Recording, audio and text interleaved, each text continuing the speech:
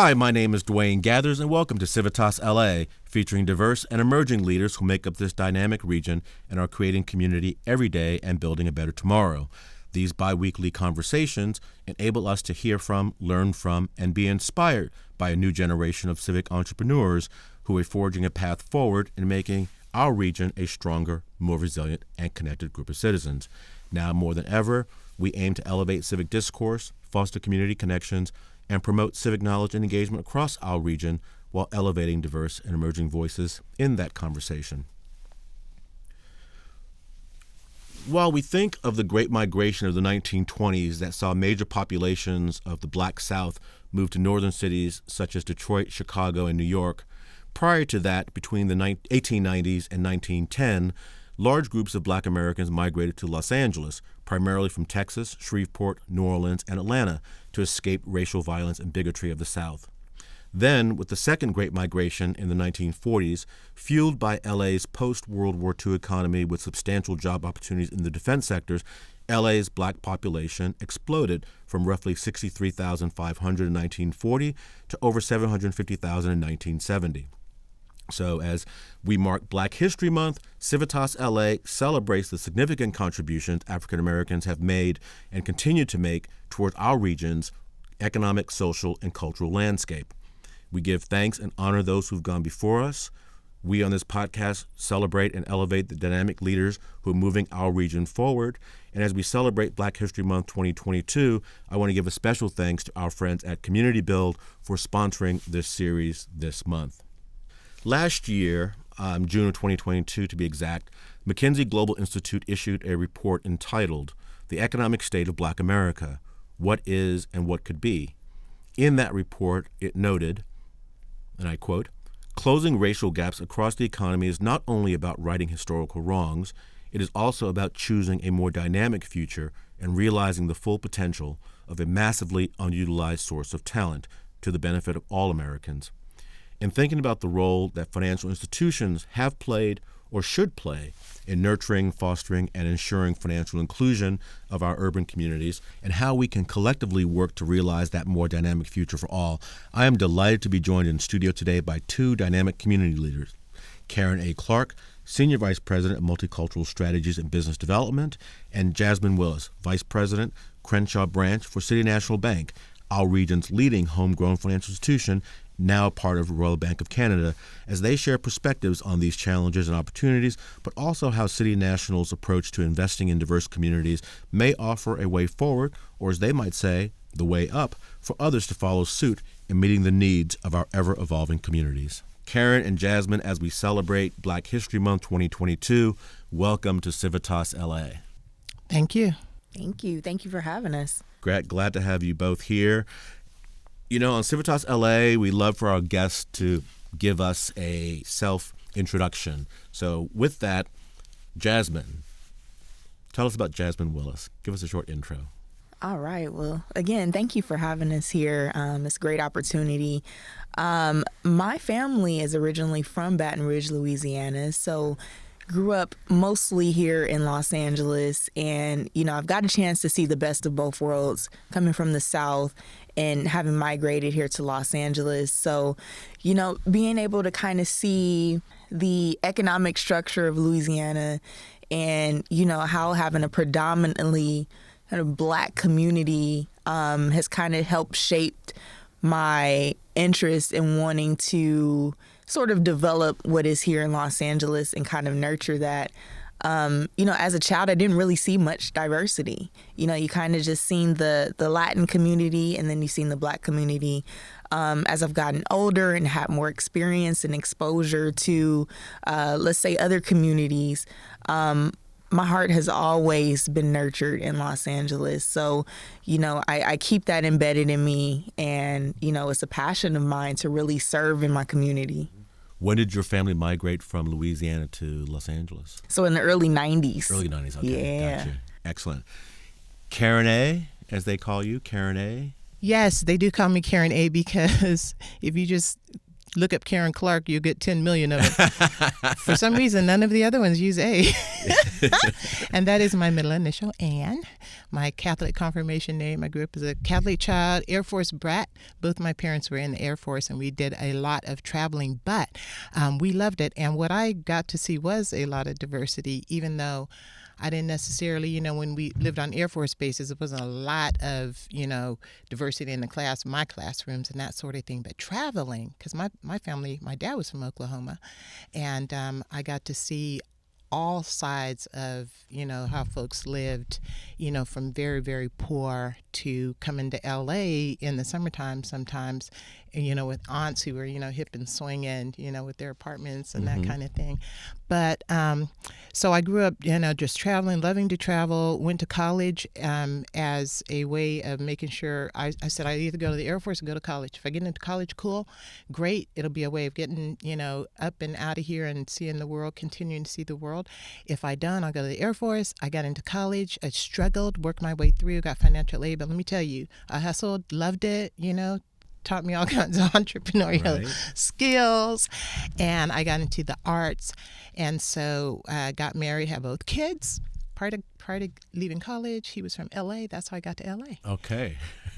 And went to a headhunter. And that's how I ended up at Wells Fargo Bank, but never gave up the arts.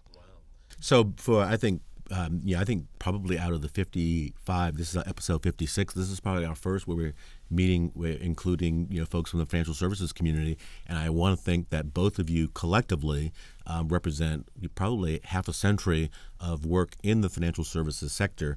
So share with us how you got to the financial services sector and your personal journeys in the financial services world here in Los Angeles. Karen, start with you. Well, so I was in a play, actually, in Sacramento, where I went to school, at Cal State U Sacramento, where I met my late husband, who was going to school on his GI Bill. And anyway, he got a job in an indie film company here in LA, got our kids, who were at that time probably 3 and 4, 2 or 3 years old, packed up a U-Haul and came to LA. And a month later, I followed when the production was over, started auditioning. I had no agent, which you desperately need in LA, but I did have a degree in economics. And so I said, well, let me go get, a job. And I went to a headhunter, and she called and she said, I have an interview at Wells Fargo Bank. And I said, I want to be a teller. That's all I knew about banking. Okay. And, nothing against tellers, but all my friends in college were tellers and they flunked. Nobody, passed that assignment. And I said, I don't want to do that. And she said, it's in commercial real estate. And I said, what do banks do with commercial real estate? I ended up in construction lending. And it was a wild, wonderful ride. And Wells Fargo Bank, I actually was hired as an admin assistant, and things were moving so quickly in the 80s with, construction lending, big, hotels and huge tract home projects. And so I learned from the administrators, how to do loan documentation. And next thing you know, I'm in a, conference room with credit officers and, learning and understanding negotiation. And so within a year, I was hired as a loan admin officer. Recruited to B of A, got my first management assignment, and ended up, this is what was so fun, when real estate just crashed again in the early 90s, and Bank of America purchased Security Pacific Bank. Oh, right. And I ended up on the quote-unquote bad bank team. They took all the commercial real estate assets and they divided them into good bank, bad bank. And I ended up managing $7 billion worth of non-performing assets in the Western region. And it was just so much fun because you learned all kinds of things, what not to do in crafting real estate deals. Mm-hmm. Excellent. That led to corporate diversity when we hit our 5-year plan in 3. And, corporate diversity, it was a whole nother international wild ride with B of A, and then nonprofit ride, and then U.S. Bank. And here I am at City National. There you go. So, again, we're not going to discuss age, but I think you've got more years in the industry than Jasmine here. So, Jasmine, share with us your journey into financial services and how that's evolved over time. I've been in the financial industry for going on 14 years now. When I first got hired at Washington Mutual back in 2008, oh, wow. Yes. Wow, okay. Started off as a teller. I was recruited by one of the assistant managers at my local branch. And, I had no interest in banking. I had no idea what the role of a teller was beside cashing checks. And at the time, Washington Mutual had these kind of special, what they called at the time, Ocasio branches, where it was kind of more face to face. There wasn't this bullet resistant glass that was, in front of you and the customer. But, I really liked the concept. And, I was told you can, quote unquote, do big things in banking. So I left my then job at IKEA, which was in retail, to go into banking. And again, with no prior banking experience, I learned quickly. I was fortunate enough to have good leaders that nurtured me as a teller and very quickly promoted within 5 months to become a personal banker. Okay. At that time, my branch was very diverse. And also the community we were in was also, we mirrored our residents there in the community. So, having seen the opportunities of growth and development within banking, I knew my next step was to go into leadership. And at the time, I didn't see any leaders that looked like me. I didn't see any Black women in leadership. And I knew it was important to change that. So continuing to be nurtured and developed by those that were before me, and, just really remaining authentic. I think that was the most important thing that I learned in banking, was to be authentic, not to try to confine into this mold of what a quote unquote branch manager or bank leader should be, but to still be me, bring my authentic personality, and also at the same time just come in with a servant's heart to help out those that are in need. I realized growing up, I had no financial guidance in a sense. I mean, your parents tell you, oh, save your piggy bank. Right. If you get a credit card, don't use it. Don't get credit cards. But, I realized that that's not the type of leadership or the type of coaching we should be giving, especially those in our community. They need to know these things early on. Yeah. Well, you touched on something about the mentorship that you had and you've had along the way, and I noted there was another report that I saw last year which talked about the issue of racial and gender equity in financial services, and it was kind of a difficult report to read, and they talked about specifically the experiences of Asian, Black, and Latinx women in financial services. What's been your perspective on your journeys and the mentorship that you've had along the way to enable you to grow in your particular roles? Karen? Well, I'm going to tell you, Dwayne, I have been very fortunate with mentorship, and without it, you as a female, especially a female of color, you are not really going to get the opportunities. We can look at the numbers and see people of color in general don't. But the thing that makes the difference is the mentorship and the sponsorship, because you need the visibility. There's no question about the experiences. I mean, you go into it with the proper degrees and you build your experiences like everybody else, right? What's missing is the visibility and the deeper experiences that you get from that sponsorship. And I've been so fortunate because I started off in an all-male world, older males at that, and many, many cases in those conference rooms with the lawyers and the development officers and, the development companies and the, credit officers, and me being often one of the only female, usually the only female of color if there were 2 or 3 more. And so I learned quickly being, in that fire. And as my career progressed, I understood the importance of having mentorship from white males in power, but also somebody of color who had been through that fire, right? You need more than one. You need 2, and if you can get 3 or 4, and then I have to know they are your mentor. You grab on and you learn, and you build the relationships that you need so that people, will help you. Mm-hmm. And certainly, City National Bank, homegrown institution, such a storied institution here in our region. How did you land at City National Bank, and what's been your experience at the bank with regards to mentorship to enable you to do your work? So share with us how you got to City National Bank and your role at the bank. Jasmine? Sure thing. So I was told about the Crenshaw District branch manager opening while I was still at Chase. I was a branch manager at Chase, right across from USC, in which we considered a community branch as well, because we did serve that area in conjunction with our Crenshaw branch, our Crenshaw Chase branch, because we were in the same district. So we did a lot of community involvement projects together. I wasn't aware of City National's presence on Crenshaw until I was made aware about the branch manager opening. And immediately when I was told about City National's efforts in terms of reinvesting in the community and community engagement and involvement, I knew this was something I had to take part of. I was comfortable at Chase. I had developed a lot of relationships there, but I knew this was an opportunity that I could not pass up. So after 13 years of being at, Washington Mutual and Chase collectively, I decided to take that leap at City National. And, one of the people that I met during kind of like my interview process was TheKarenA. Okay. And when I saw her, I was like, I have to be there. Okay, so she was the mentor. So that's a great segue, and I'm going to have Karen answer this because I know it was really, again, knowing my knowledge of City National Bank as one that serves high net worth individuals, a lot of entertainment exposure, et cetera.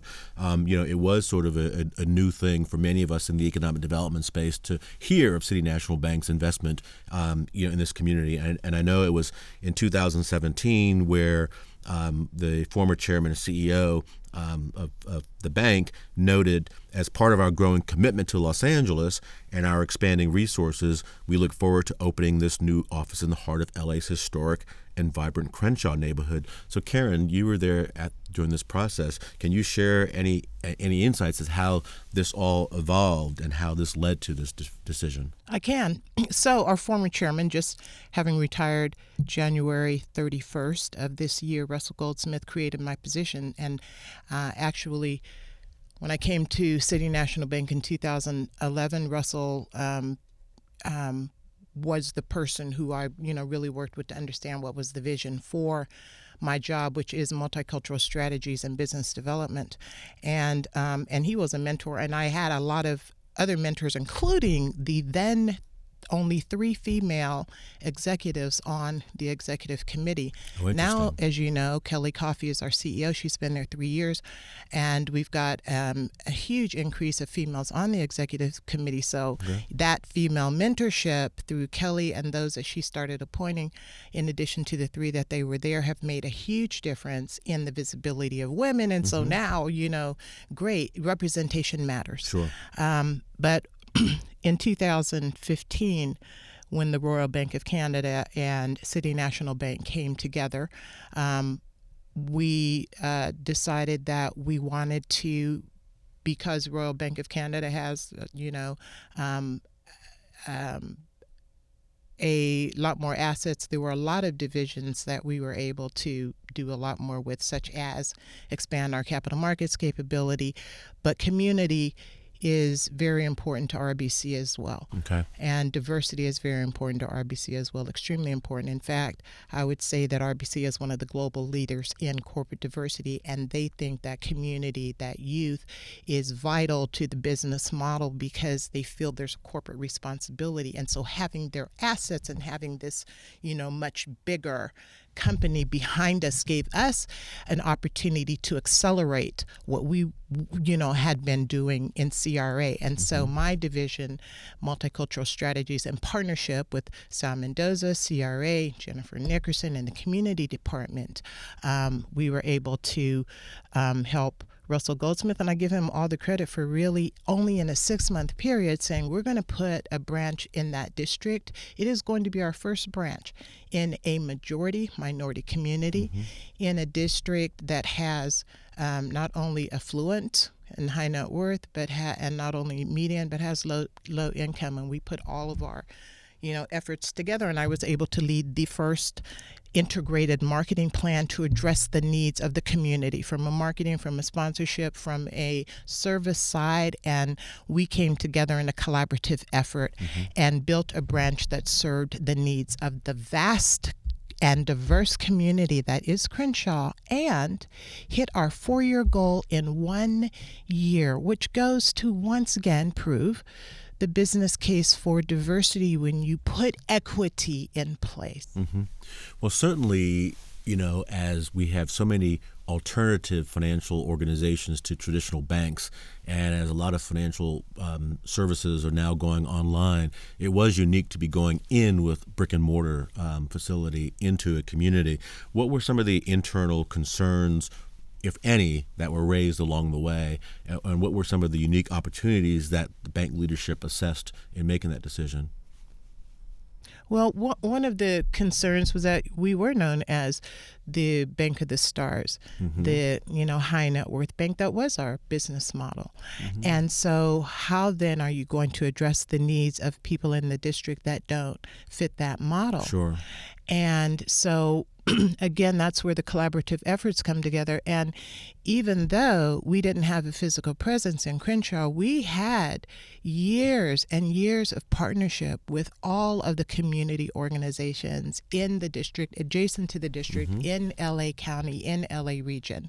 And so we, that was authentic to us. Our community service, we over-index City National on employee community service, and we do more than what our CRA obligation is. So we already had all the partnerships in place so that when we put that brick and mortar in place, it was a matter of then just inviting our partnerships into that branch to make sure that we were continuing to serve those low to mod income clients through those partnerships, but now they could show up at a physical branch. And that's how we address those needs. So it was a concern of the bank, but when I put together and when our collaborative team put together that integrated marketing plan, we solved for that issue, which is also authentic to City National Bank. We're a consultative bank. Sure. We like to solve problems for our clients. And what's been the response and the welcome by the community? And Jasmine, since you're leading the branch now, I'm sure you can share any numbers. But what have been some of the results of the branch since it's been opened? A lot of the verbal feedback that we get is our clients love that relationship aspect that we offer. You're not just simply coming in to open an account or, to apply for a mortgage loan or a business loan. You're coming in to develop a relationship with your account officer, your banker, your branch manager that you can consult with directly, as opposed to, we're not going to send you to call a customer service line when you have a need or a concern. You're going to call us directly on our personal cell phones. You're going to be able to engage with us, which is something that a lot of the bigger retail banks, and having come from that space previously, a lot of the retail banks, that's how they get these multitudes of clients because they don't have direct interactions with them. But at City National, and more specifically at the Crenshaw District branch, we pride ourselves on that relationship building. And, we're physically out in the community showing face. And, the response has been tremendous. And it's amazing having come from that retail banking space and now being at the Crenshaw District branch. It was one of the best decisions I made because I truly see the abundance of welcome the community has for us. So are you going to give us your cell phone that we can put on the air for listeners? KarenA Clark is not scared. KarenA Clark is not scared at all. Listen. No, because I'm going to tell you something. This has been my experience, and I do it all the time. I do it in my financial ed classes. I do it over the pandemic on Zoom. I have given my number, and there is always only a very small percentage of people who are going to follow up. I don't know why that is. Well, certainly, Jasmine, you touched on the response by the community quite favorably to your presence in the community. And we've been fortunate to have a number of community conversations with civic leaders on Civitas LA, exploring all that is happening across South LA, and particularly the Crenshaw area, and more particularly Leimert Park area, and you guys are not far from there. So, we've highlighted leaders across South LA. We had a community spotlight, Leimert Park. From where you sit, how do you view the state of economic activity and opportunity in the community? The development is amazing. I know a lot of it may appear optically that there's gentrification going on, or they're trying to. And I was going to say that's been hit on a lot as a result of the metro line opening soon, et Yes. cetera, et cetera, et cetera. So go ahead. Yeah, and I think anytime there's change to what currently exists, you're gonna have both positive and negative responses. The upside I see to what's going on is that this is going to create spaces for more community residents to become involved with new jobs. They're going to open new businesses. Jobs are going to expand. Look at Doolin Soul Food on Crenshaw. His project expansion is, of course, going to allow for him to hold more events and, to be able to employ more community residents to work at his restaurants and his food trucks. Right. So I think the expansion is it's going to take some time, but I think at some point the community is going to realize that it's for the betterment of the community and its residents. Well, Karen, I know when we talked about this episode opportunity some time ago, we talked about the role that banks have played or have not have played in investing in or disinvesting from communities, but you also talked about the role of individuals and how they can better position themselves in elevating and securing that relationship with institutions so that there are better outcomes for the individuals. Share some thoughts on that, please. Well, thanks for asking that, Dwayne, because I think that the huge opportunity in the Crenshaw district and in every district across the country that is being impacted in any way by whatever you want to call gentrification or any other civic issues, the opportunity is participation with your financial institution. And that's why I said I'm not scared to give out a cell phone number. That is how we were able to help our clients during the pandemic and during the PPP loans. City National clients called their relationship manager on their cell phone if they didn't pick up their office number, and they were able to get a PPP application as opposed to going to an 800 number or online. So we're not scared to give our number. That's how we do business. And that is how individuals need to participate with their bank. They need a relationship. And you don't have to jump to City National. At your bank, you need to find out who is your relationship manager, because if you can't find out who's your small business officer, you don't have a relationship.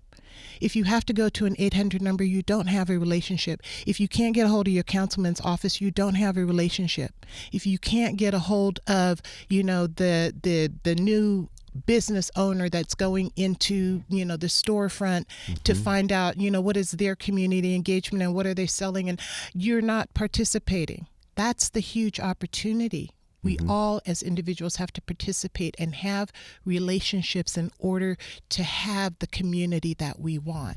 And that's why Jasmine said we show up. We're not just a branch on Crenshaw. We go to neighborhood association meetings and, we go to, block parties and you got a party in the garage, and the door's open, you got enough space, I'll come sing. I mean, I told you I never gave up the arts. That is an avocation of yours, which we can talk about. That's another episode. But we have to participate. We all do. Yes. That is how we get the community we want. And Jasmine, so how do you see, in the post-pandemic environment, how do you see the relationship between the bank and the Crenshaw district evolving over the next couple of years? One thing about Crenshaw is that there's always something happening. I know the pandemic has hindered in-person events, like the Taste of Soul, for example. That was a big Crenshaw staple that I've been going to for years. And, I know eventually it's going to go back to an in-person live setup. But, I think once the pandemic sort of subsides, if ever, I think once it becomes a little bit more safe for the district residents to go outside, I definitely foresee that there'll be a lot more live in person. You have jazz music on the corners of Lemert. You have food trucks. You're going to have a lot of vendors. I think it's going to create a lot of opportunities for businesses to flourish and develop. And, City National is going to be present. Well, certainly, thinking about how we've all navigated the pandemic and how the bank has navigated the pandemic. I noted a really interesting statement by the CEO of the bank in your corporate social responsibility report. And I think, Kelly Coffey mentioned that, we are here to serve others when it matters most. Yes. That was a great statement. Yes. And the thing about City National Bank, as I said, we over-index on employees engaging themselves in the community. We just love to volunteer. Now, I will tell you, a lot of banks have employees that volunteer. That's the good thing about banks. A lot of people don't see. And City National is one of those. And we're small, little teeny bank. But let me tell you something. We punch way above our weight. And we just recently started telling our story after, 60, 65 years. And we have shown up with financial education, with literacy. We have shown up very personally with small, community organizations. We don't have billions of dollars. We don't have, the foundations that the banks with trillions of dollars do. But we are there. Well, with that said, were there or are there proposed any new products, services, or initiatives that you all will be rolling out over the coming months or years? And do you foresee, the bank looking at other communities in South LA or other diverse communities in the region to open new locations? To open new locations, that's hard to say because of, what's going on with the world in the terms of pandemic. Mm-hmm. And banks in general have been pulling back on brick and mortar. But with that said, we did open a branch in Atlanta over the pandemic, okay. A new branch in Atlanta. We opened up a new branch in New York, and we opened up a third location over the pandemic. It'll come to me in a moment. Miami? But yeah, we have been expanding. We opened up Miami, I think, just before the pandemic, but we've been expanding. And we typically lead with entertainment and then build, a commercial bank around it. So, but I tell you, I sit in marketing, product, and digital. I report to the CMO, to the Chief Marketing Officer, and we are rapidly becoming a hands-on relationship bank with digitally enabled clients. And so we're really trying to balance and meet clients where they are and where they want to be. But City National Bank has never had a huge branch distribution model because we are so relationship driven.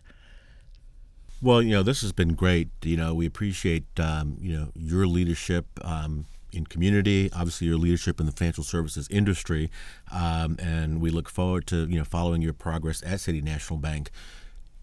As we like to do in our Civitas LA episode, we like to wind down with a little bit of a lightning round where we get a sense of you and your Los Angeles when you're not out there serving community as bankers. So are you ready for our lightning round? I'm not that fast, but I'm going to try. Okay. We're going to try it. Okay. And Jasmine, since you're handling the Crenshaw area, you don't have to make it limited to Crenshaw, but you can if you'd like. Give us a favorite restaurant, Jasmine, or two. Okay, so since I was young, it has been Harold and Bell's. Okay. Harold and Bell's is a staple, has always been. My parents took me there when I was younger. And then when I want something quick, kind of more on the fast food spectrum, Hotville Chicken. That has become my new favorite. Okay, where? So it's right behind the Crenshaw Mall, and it's owned by Greg Doolin. But stems from the Price family in Nashville. Okay. So that authenticity is there. Mm-hmm. TheKarenA, favorite restaurant or two? Well, I'm going to tell you, right before the pandemic, I went to Ben's Chili Bowl, and they have become one of my new favorites. Okay. And so that's one. And then I'm just going to say, Doolin's. I mean, there's so many in LA. I'm going to go with Doolin's. I love so many, though. I mean, listen, let me tell you. Okay. Favorite place to take a sip? Coffee, watering hole? Okay. So coffee, recently fell in love with Hilltop. Hilltop, okay. Hilltop is pretty good. And then take a sip of a libation. You don't have to mention one if you don't want. Well, I'm not going to limit it to LA, but one of my favorite places is Saint and Second in Long Beach. They have really good craft cocktails. We are supporting the greater Los Angeles region, so it can be outside of the city of LA. TheKarenA, favorite place to take a sip? My favorite place to take a sip is at a jazz festival Ooh. or on the beach on vacation, which I am going on soon. Okay. And been a long time. Okay. Well, it's only been since July, but Okay. Well deserved. about 10 years. Favorite place to take a visitor? Okay, so that is a great question. I feel like you always have to go to the beaches. Whenever I have a visitor that comes from out of town, I always take them to like the historic stuff. So Watts Towers is still Watts Tower, one okay. of the favorite places. Great. KarenA, favorite place to take a visitor? Down Sunset, to the beach, and Vibratos Oh, in Bel Air. gotcha. That's actually my favorite place to take a sip now that I think about it. Okay. Oh, you gotta take me. we love our outdoor space here in Los Angeles. Give us a favorite park or favorite hike. KarenA. Oh, favorite hike. I never know the name of them. Oh, but I'll tell you, Kennethon Park. There you Real go. locally, yes. There you go. Yep, Jasmine? I agree with that. Kennethon Park is one of my favorites. Okay. You know, you mentioned that as bankers, community leaders, you're out and about a lot. So give us a favorite community activity or event. Taste of Soul, hands down. Taste of Soul. Can't wait okay. for it to come back. Karen? Long Beach Jazz Festival. Okay, Long Beach Jazz. That's a first mention for that. Karen and Jasmine, this has been great. You know, we thank you for joining us today and sharing your perspectives on this challenging topic, but also discussing your work at City National Bank and City National Bank's unique approach to serving and investing in diverse communities. As we say on Civitas LA, the guest gets the final word. So give us a concluding thought or any calls to action, or what advice would you have for other Black women considering entering the financial services arena? Jasmine. So my call to action would be to establish a relationship with the financial institution. Take advantage of any financial literacy that you can obtain. Knowledge is wealth. Knowledge is wealth. And I would say to all female Black women out there, don't be afraid to take a stand. Don't be afraid. Get out of your comfort zone and get into it. Excellent. Thank you.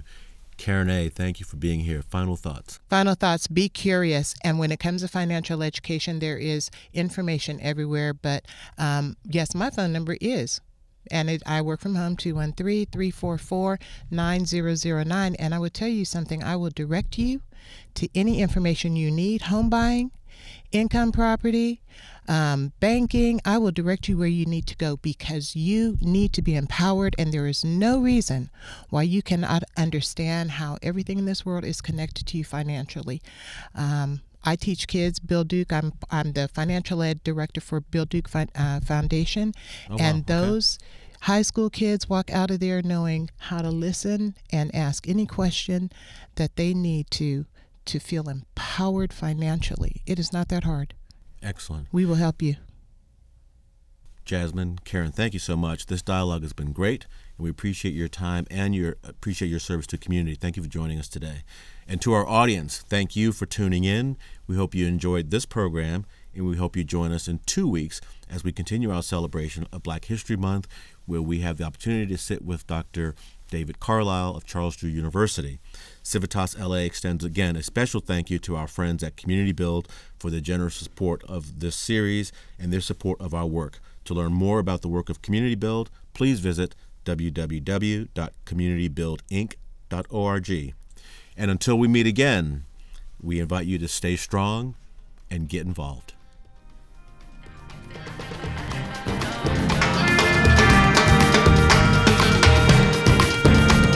To learn more about Civitas LA and to share feedback on this program or recommend a future program, please visit us at www.civitasla.com. And don't forget to connect with us on Facebook at Civitas LA, on Instagram at Civitas_LA, and on Twitter at Civitas_LA.